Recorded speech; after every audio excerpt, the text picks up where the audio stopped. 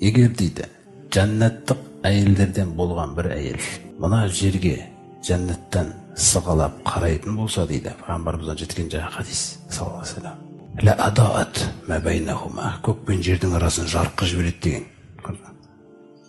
Бір қарауы құрметті жамағат. Ол мына мағыналар емес, ол мына дүниедегі мағыналар емес бұл.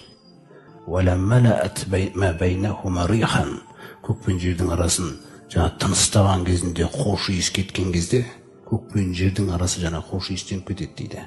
Вала насифуха ала раусиха, ана басындағы орамалы, мына нәрсеге қарасаңыз қандай жақсы тәрбиелеп жатыр. Жәннаттық әйелдің орамалы бар. Ана басындағы химары дейді, орамалы. Мына жаққа сығаласады, орамалмен сығалайды екен ғой. Сол орамалы дейді, хойрун минад дуния ма фиха, мына дүниенің ішіндегі нәрсенің бәрінен артық дейді.